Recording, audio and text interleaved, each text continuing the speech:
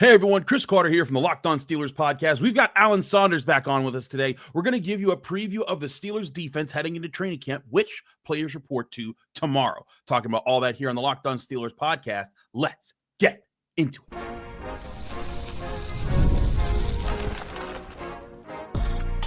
You are Locked On Steelers, your daily Pittsburgh Steelers podcast, part of the Locked On Podcast Network, your team every day.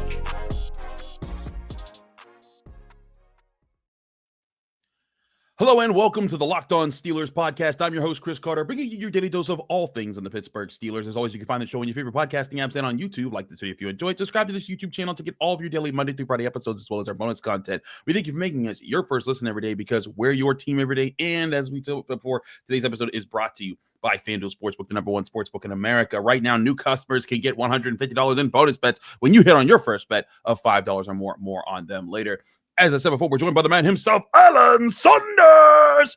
He's back on the show. We always love to have Alan on. Alan, thank you so much for joining the show. As always, you got to party with me at my wedding, then you got to do some vacationing, and now it's time for us to head back to Latrobe to cover some Steelers training camp. Heck yeah. I'm ready, man. I'm fired up.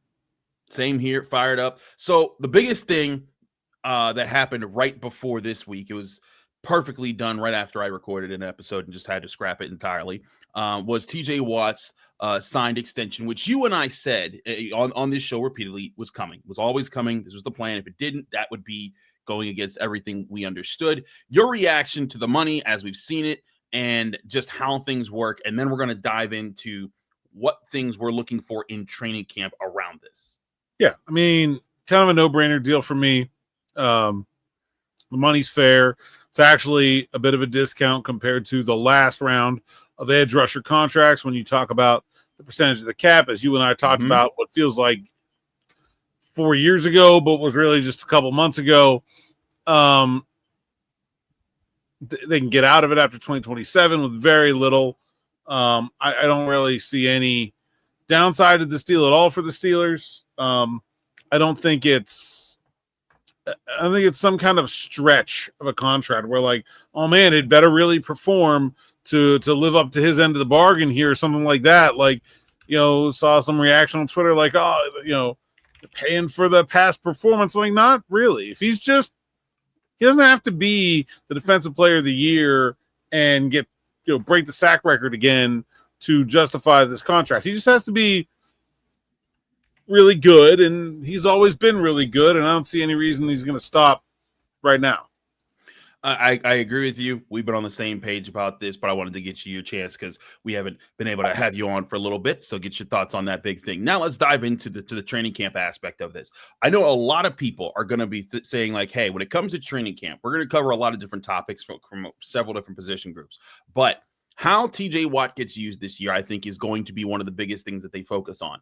And something I talked about on yesterday's episode was I don't think that the ways in which the Steelers are going to try to get him more free opportunities or more one-on-one opportunities isn't just going to be moving him from the right side to the left or the left side to the right or having him move around. I think it's going to be all about a bigger plan that they have with this defense. I think, one, they got to stop the run better. That's why they went and got Derrick Harmon. I think that's why they signed Dan Aquali. They're hoping to be better up the middle in stuffing the run in those aspects. But I also think there is a plan to try to bring the pass rush from a few more angles, because if you're stuffing the run, you can get more aggressive in your blitzes. And that being part of the plan, where if you spend if this year the Steelers are able to execute that plan and they're bringing heat from more sides, and teams are still trying to double and triple team Watt the way they did last year, it's going to lead to naturally other players getting their own open looks at quarterbacks, and the Steelers getting more pressure from different people, and then it's going to put people into put opposing offenses into a pick your poison situation. Do you leave a free rusher, or do you try to win one-on-one across the board and let TJ Watt have at it against your right tackle? Yeah, I mean, I think just in general, like, the defense needs to be less static. That doesn't mean moving guys around, like, in different positions. It just means doing more different stuff more often. And I think the biggest hindrance to that last season, there were a couple. One you have Beanie Bishop in this really critical spot in the middle of your defense, and a young guy without a lot of track record. I didn't feel like there was a lot of trust from the coaching staff that they could throw the whole menu at Beanie in terms of, no, you switch here, you go over there, you're going to look like you're lined up here, but now you're going that way. And oh, by the way, you got to cover, whoever. And then the second part was, as the season went on, they had a lot of communications problems in the secondary. Mm-hmm. And it's hard to do. It's a rational response when you're a coach and you're like, we're screwing everything up. Well, you're not going to go get more complicated. You're going to have the opposite response. You're going to get less complicated. So I think they got to figure out a way to, hopefully Jalen Ramsey changes a lot of that. There's a guy they should have a lot of faith in, the ability to execute all kinds of number of different game plans, and change the way the defense looks on a down in and down out basis more frequently. It's not just about where TJ Watt's coming from. He's still going to be coming around that left side of the defense more often than not. But what else is happening around him matters. And I think we'll see how that plan goes. But that's a big part of this offseason for Terrell Austin. I think it is too. I think it's a big part of what this team, if it wants to win big games, it needs TJ Watt to be big in big games. And teams have been figuring out a way to limit him, especially lately. So I think that's the really good teams, that is. And I think that's what the Steelers have to find a way to counter more this year. It's a big part of what's going on. Now, from a journalistic perspective, are there things that you're looking at specifically to discern in training camp? Okay, this it is, like telltale signs that you and I are going to be talking about next week when the Steelers are putting on the pads and we're starting to see what they're doing. Are there things that you're going to be looking for to say, okay, this is different, or this is the same, or you know what? Maybe they aren't trying to do things too differently. They are going with the same plan, just hoping to win with better guys on the inside. No, because they always put everything in training camp. Yeah. The proof will be how it gets called, right? It's like if, you see the big menu, right? If you're always just ordering always, if I go to a restaurant, I don't know what's good, I just get a Reuben because the worst Reuben is still pretty good, right? It's just like a very middle of the road. If you're just ordering the Reuben every time, doesn't matter how big the rest of the menu is, right? So how many times, Chris, have you gone to training camp or gone to OTAs and you're like, oh my God, look at this thing they're doing. Oh, that's so cool. I can't wait to see this on the field. And it never shows. And they never seen it. All the time. Right? They never seen it. It happens all the time. So it doesn't, if they're going to put it all in, it's just, I don't think we're really going to know until we get to the regular season. I agree with you there. We're going to see things there. I'm intrigued just to see when we start to see, when the offense and defense are really going after each time, we see ones on ones. Do we see them try to line up from different angles? Do we see some blitz looks that look like, ooh, that's a little bit more aggressive or more of it? I think those are the things I'm going to try to take note of. And again, it might lead to nothing, but this is the fun part of training camp is we're going to be taking notes of all these things. Then we'll see, okay, this was a smoke screen, or this was just something they were trying out. They must not really believe in that. So it's kind of, they tested it out, didn't like it for whatever reason. They're not deploying it in the middle of the season. So I think those things are going to be interesting to see what gets tallied there along throughout the year. But we know what's going to be the center of this defense. What we don't know is how they're going to use these cornerbacks. And that's a big question, along with Derrick Harmon, the linebacker position, and other depth battles. We get to all those next here as our training camp preview of the Steelers defense continues right here on the Locked On Steelers podcast. I'm Chris Carter. He's Alan Saunders. Stick with us. We'll be right back. But first, I want to remind you this show is also brought to you by Rugiet. Guys, you've probably heard of Viagra or Cialis. Maybe you've even tried them. But if you're looking for something beyond the usual pill, it's time to meet Rugiet Ready. Rugiet is the next-gen prescription treatment designed to amplify arousal in the brain and boost blood flow. Unlike the usual pills that can take hours, Rugiet's 3-in-1 formula dissolves under your tongue and kicks in fast, on average in 15 minutes. Effects can last up to 36 hours, so you can stay confident and in control when the moment is right. If traditional options haven't worked, Rugiet might be the answer. Over 150,000 men have already made the switch. Head to Rugiet.com/LockedOnNFL and use code LockedOnNFL to get 15% off today. That's Rugiet, RUGIET.com/LockedOnNFL. Use promo code LockedOnNFL for 15% off. Individual results may vary with prescription treatment. Compounded drugs are permitted to be prescribed under federal law, but are not FDA approved and do not undergo FDA safety, effectiveness, or manufacturing review.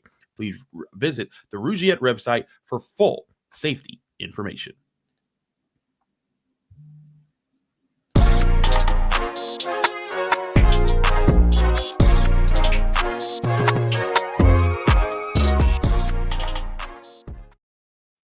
We're back here on the Locked On Steelers podcast. I'm Chris Carter. He's Alan Saunders of SteelersNow.com.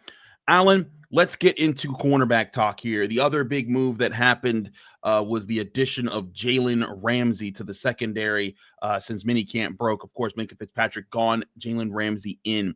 And so there's been a big question. How do the Steelers use their cornerbacks? Joey Porter Jr. has basically been the guy they've been trying to build the cornerback room around. They brought in Patrick Peterson his rookie year. They brought in Dante Jackson last year. And now Joey Porter Jr. is in a big year where if he proves it, he's going to put himself in a big summer of the year, a big offseason next year, where if he becomes a really good cornerback for the Steelers that plays at a high level and limits those penalties, he's going to put himself in position to make some good money from the Steelers next offseason as he heads into the final year of his rookie deal. But a big part of that's also going to be how do they use the guys around him? Because now on top of they've had Dante Jackson and Patrick Peterson. Now they went and got Darius Slay, another former All-Pro guy who's at the tail end of his career, and they've added Jalen Ramsey, another former All-Pro guy, not at the end of his career, but maybe on just exiting of that prime into the twilight part of his career, but still a big factor there. How do you see this cornerback room playing out? Do you think they play a lot of three-man corner looks? And some people have theorized the idea of putting Jalen Ramsey at free safety. I think if he does that, it's more of like it just happened to be he was in deep coverage and he's not really a safety. I think there's plans to use a lot of Ramsey and a lot of Porter and then mix maybe Ramsey into the slot a bit more when they want to get cute and put Darius Slay on the outside when that happens, or maybe rotate all three throughout the games.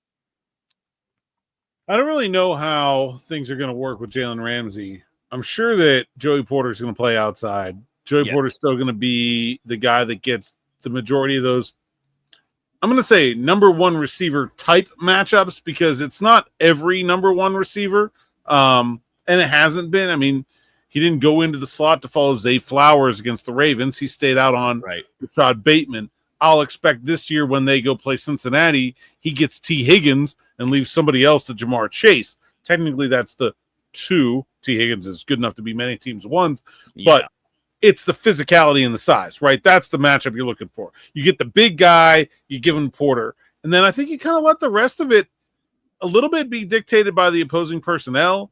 I think we're going to see a lot of Ramsey in the slot. I think that's probably the most natural way to line up the guys I've got, with Thornhill playing safety and Slay at the other outside spot. I think we will see some of Ramsey at safety as well. And I think probably we'll see a little bit of Ramsey outside, but I'm honestly not sure how much. But it really just, to me, goes to what do these receivers look like and what's the job, and then go from there. But I think I expect most of Ramsey's snaps to come somewhere other than outside cornerback. I agree with that. I think he's the guy you want to move around a little bit more, move him into the slot. He has moved around a bit in his career at times. Not that you don't want him on the outside, you do, but I think his flexibility offers the potential to move him inside. And I think you want Darius Slay on that outside position. You want Porter on that outside position. But let's say the Steelers need to go into their 3-4 defense. Who comes off the field in the cornerback position in your eyes? Maybe Thornhill.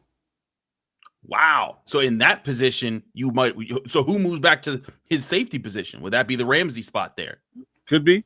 It could be Ramsey. Could be Slay. That is an interesting idea there of saying, hey, you know what?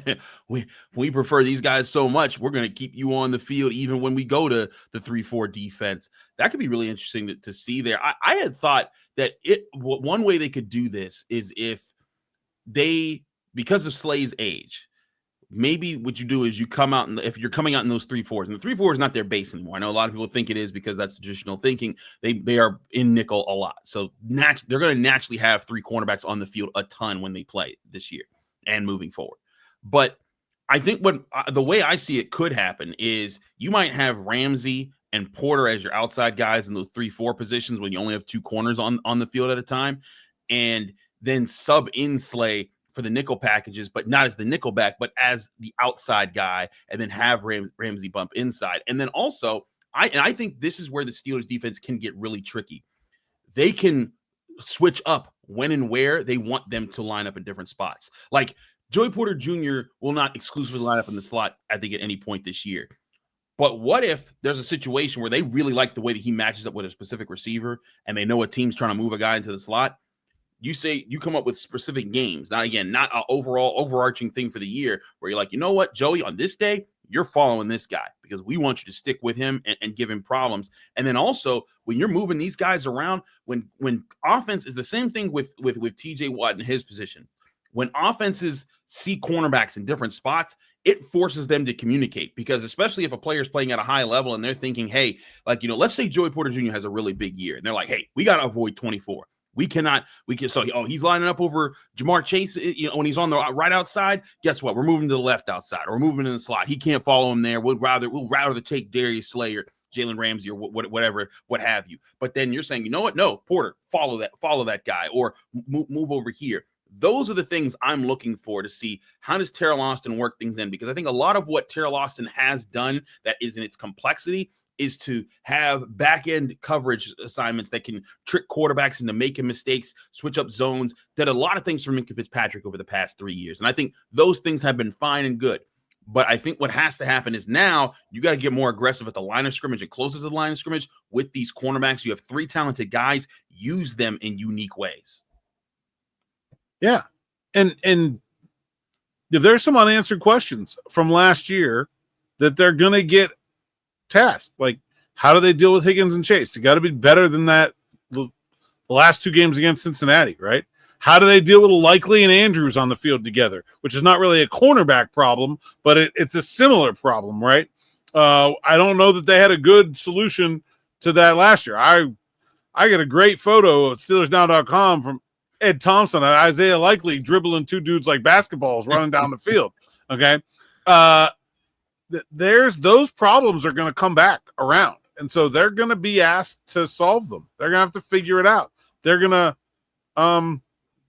that's going to be a big part of the story of this season is, can the Steelers, both the communication stuff and just in general about how they match up against specific teams, can they answer the questions that were left from the end of last season in that defense? I think that's a good question, and those are things that we're going to be observing there. Let's do this before we move into the final segment. Derrick Harmon, he's been said to be. Carl Dunbar says he's going to start, and I think that's a good thing for Derrick Harmon. I mean, I think it means they really put a lot of faith in him. What are the things you're looking to see out of him in training camp when the pads go on? Because again, we can't see much when it's football in shorts. Like this first week, it's all football in shorts. They're just getting acclimated to things. I think they're going to throw him up against that Steelers O-line at some point when the D1s.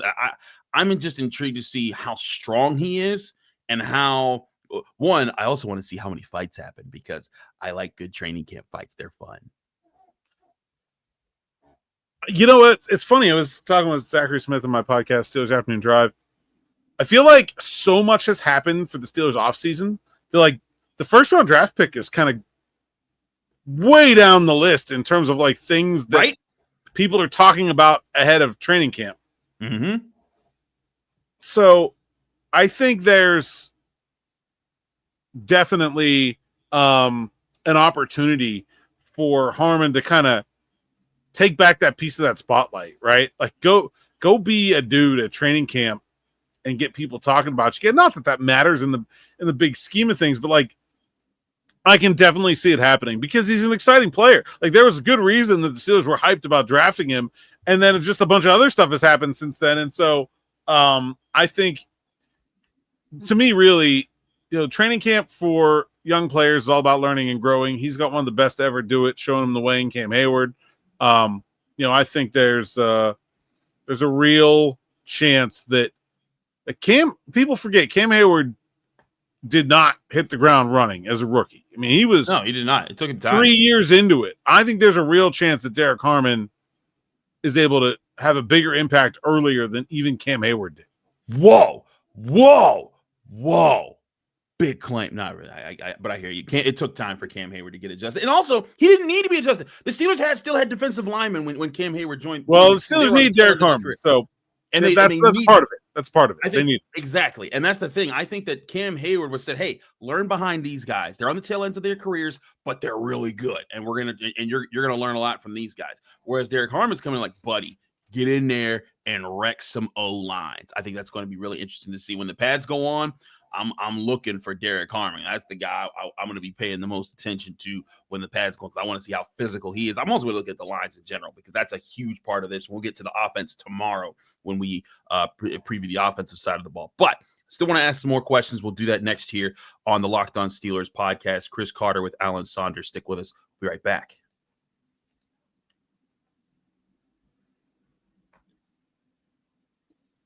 But first, I want to remind you this show is brought to you by Betterhelp Therapy Online.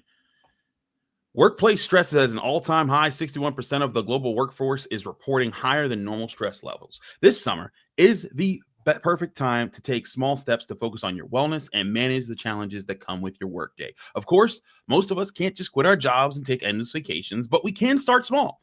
Whether it's getting outside for a few minutes, adding movement to your day, or talking to someone who can help you navigate life's challenges, that's where BetterHelp comes in.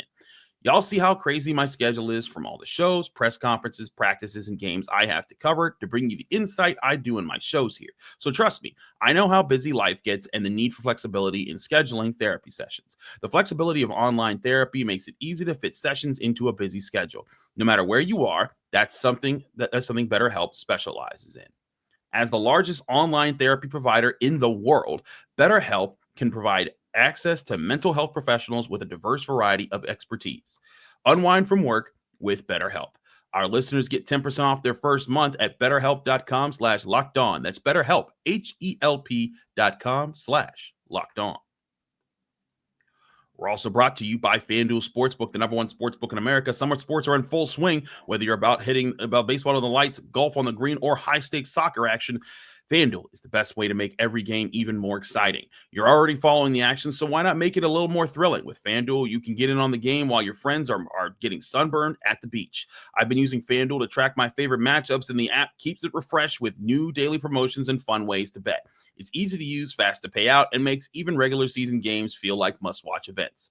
Whether I'm placing a same-game parlay or watching a bet right into the ninth inning, FanDuel makes it feel like I'm part of the action. New to FanDuel, new customers can bet just $5 and get $150 in bonus bets if your first bet of $5 or more wins. Open the FanDuel app today or use FanDuel.com/lockedon to get started. That's FanDuel, America's number one sportsbook.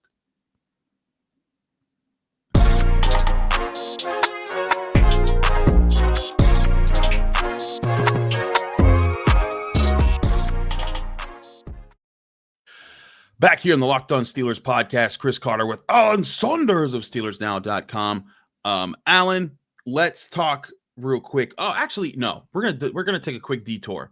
The Steelers revealed their new throwback uniforms, where it's got I guess it's the 1933 edition. It's got like the bright yellow shirt with the black stripes, but it's got like the triangle at the top and the white numbers and the yellow helmets and the brown pants.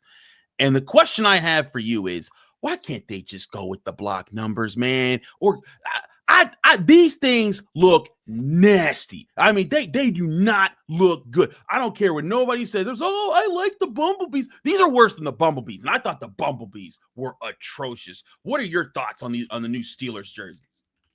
I did like the bumblebees. I don't love these. I think they're better than the 94 version of the same throwback. I think the gold helmet is sweet. The gold helmet, I will give them that and wear that some other way, probably. I think the biggest thing I hate is the stupid khaki pants. They really bother me. Because like the bumblebees, especially, like when you see a fan wearing the shirt, like to the game, It don't look that bad. It's mostly the ridiculous. Don't play me. Don't play these people. They look terrible with them bumblebees. No, they look all right. Well, listen, bad. some of us big people should not wear horizontal stripes. Vertical is more slimming. I will say that. All right. So some of y'all, especially, I'm gonna get in trouble for this, but especially like you got like a dude my size wearing like a Willie Parker jersey. I'm like, bro, no. Willie Parker was like 5'10", 170. So go get Cam Hayward and stop playing around with me. That ain't it. Yeah. Go get yourself a Alan Faneca stack. There you go. Yeah. Alan Faneca, Casey Hampton. Yeah. Go get one. Yeah. Go. Yeah. All right. But look, these are vertical stripes. So maybe that's what they were going with here. The stripes are more vertical. That's what the deal is. They're slimming. Chris. That's what you're going with. I bet they will not look bad or ridiculous if like people buy them as a jersey just to wear them. I swear the pants are the worst part. You put some normal black pants on there with a white gold stripe down the side. I think they'll look all right. Or even they're still weird. White pants with the yellow stripe. I thought that was either way. Yeah, I think they're still clearly weird, but weird. They look a little better. Like, I don't know. I hate the pants. Everything else I could live with. I'm right with you. All right. I had to get your thoughts on the throwback jerseys. That's just, I saw them and I was like, of course they just bumble this entirely. Like, it's just like, God. I don't consider it a bungling because I don't think they really care. Like, they're going to sell them. You don't. They're going to sell it. They're not going to sell them. They're going to sell them. Look, they're going to sell the crap out of them. I was in law school when the bumblebees were revealed. And I remember being so like, oh, wow, this is the most underwhelming thing. I kind of like the bumblebees. I don't really have. I was like, that's ugly. Like, I don't care what nobody says. That's ugly. And of course, but I said, here's what's going to happen in about a year's time. Steelers are going to buy them, and they're going to say, I don't know, I like these, and that's exactly what's going to happen with these. People are going to be like, I like these, and no, I'm sorry, them things is ugly. Anyways, let's get back to actual defensive talk here, and I thought that'd be a fun detour. All right.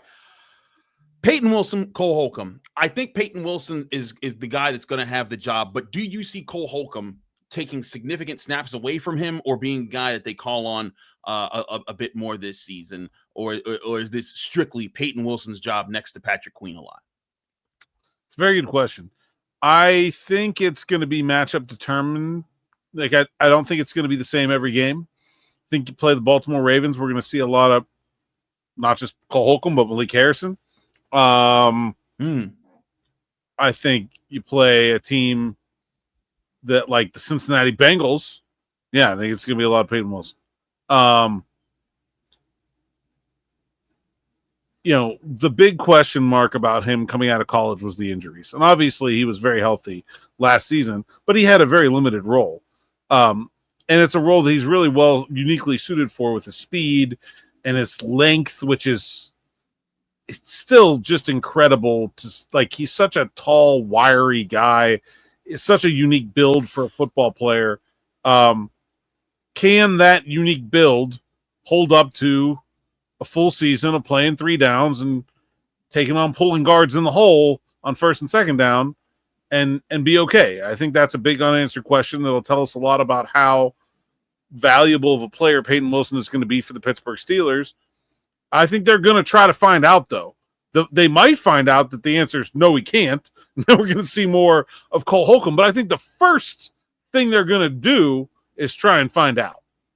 I think they're going to try to find out what Payton Wilson can do because there's a lot of excitement. I thought he had a really good season last year for what he was asked to do. And I'm excited because one thing I really like about Payton Wilson, too, Alan, is I really like his mental game in college, like watch him at NC State, his ability to process and attack. I think that once he gets his NFL feet under him, and maybe he already has, and you see him on the field more, I think he's going to be very dangerous with his length, his speed. And I think when he gets aggressive and he starts putting his power into things, he's going to be a bad man. And I think that Payton Wilson's going to be exciting there. But don't sleep on Cole Holcomb being a good depth piece for the Steelers, especially from what we're hearing that he's back to being healthy and he's able to move around. And it's going to be exciting. I think that looks jacked. He does look jacked. You don't remember, like I remember Cole Holcomb as like a perfectly normal looking linebacker before he got hurt. when you guys see him at training camp, he did not skip arm day once while he was rehabbing that knee. He did not. And here's the other thing: when Cole Holcomb was originally signed, he was signed to be the Patrick Queen, to be the leader of a new core of linebackers. Now you're saying, hey, just be the first guy off the bench.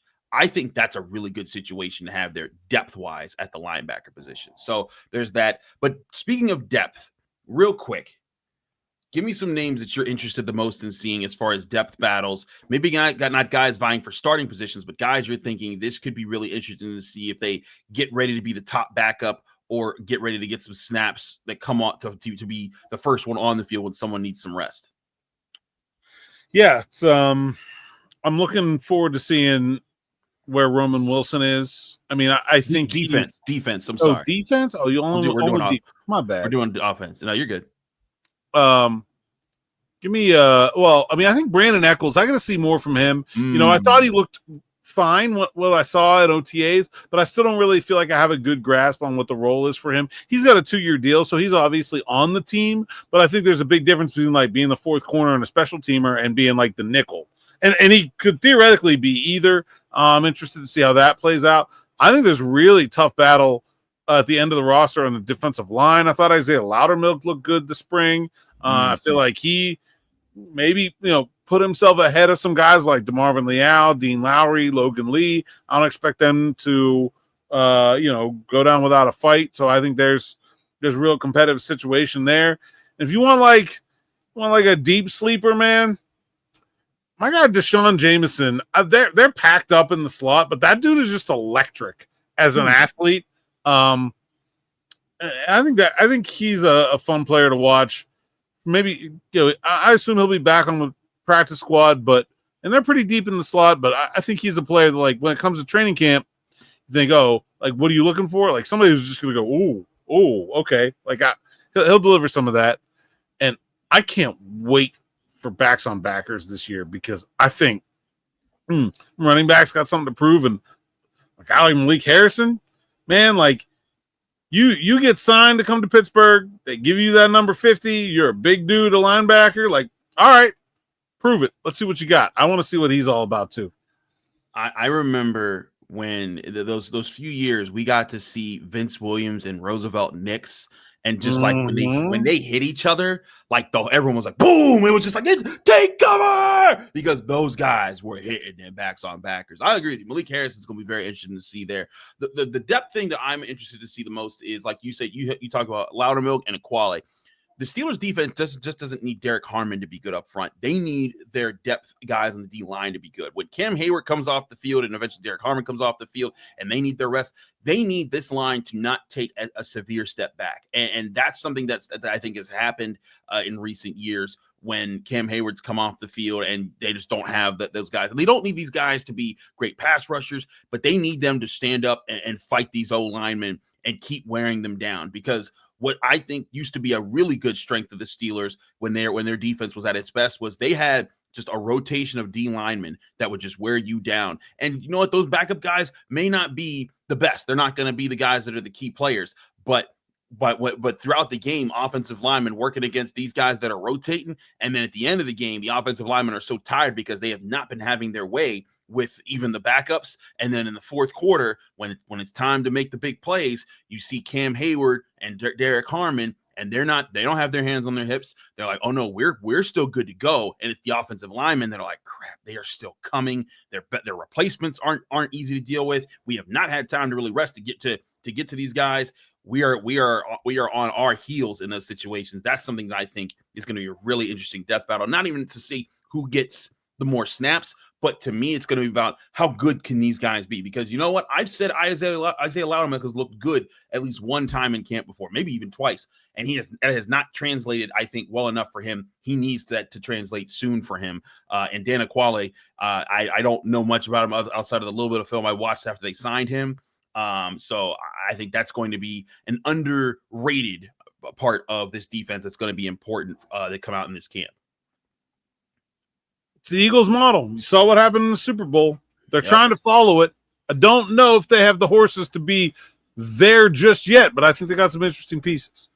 They certainly do. He's Alan Saunders. Alan, thank you so much for joining us here from SteelersNow.com. Let people know they can find you, follow you, get more of your work. Saunders_PGH on social media. SteelersNow.com is where you can find my written work and my podcast. Steelers Morning Rush and Steelers Afternoon Drive on the Steelers Now YouTube page or anywhere you find podcasts.